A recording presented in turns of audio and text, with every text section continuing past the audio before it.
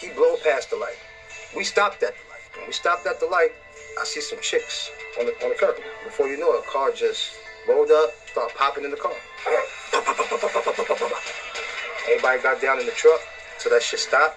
We all hopped out. Everybody door open but Big door. Something gotta change. I don't give a if Pac gotta die, Big gotta die, or Suge Knight go to jail. Something's gotta change. And he took upstairs, he turned around and walked back upstairs. And it didn't dawn on me what he said. And then my man looked at me and Bun was like, yo, that nigga said Big. I said, yo, he sure did. He said, yeah. He said, Big gotta die? He said, yo, he said Big. What happened to that album?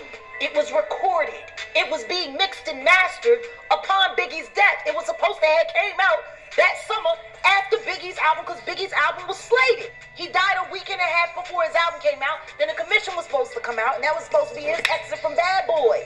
And then starting his own company. It supported all of Bad Boy. That's real, yo. The more money you make, the more problems you get. The mystery surrounding the unsolved murder of hip-hop legend Notorious Big has been shrouded in controversy and speculation for over 2 decades. But now, Biggie's mother, Valletta Wallace, has come forward to reveal shocking details about her son's death. In a recent interview, she accuses music mogul Diddy of lying and setting up Biggie to be killed.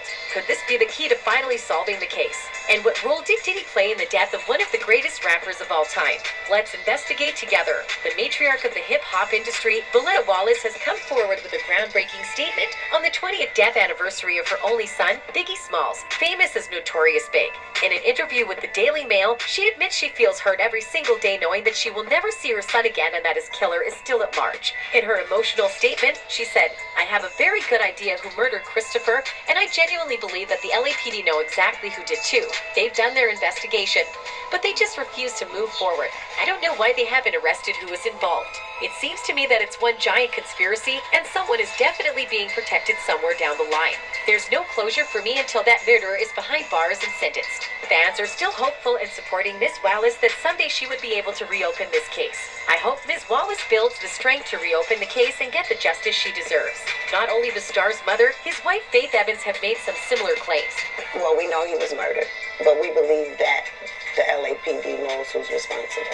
Well, even though these claims cannot be made in court, Gene Deal also has similar revelations about the case in point. According to him, his frat brother was the one who made Gene Deal's meeting with Miss Wallace possible. Christ, he said, they keep telling me Gene Deal, Gene Deal. Who is Gene Deal? And my frat brother like, Miss Wallace, that's my frat brother. I'll call him right now.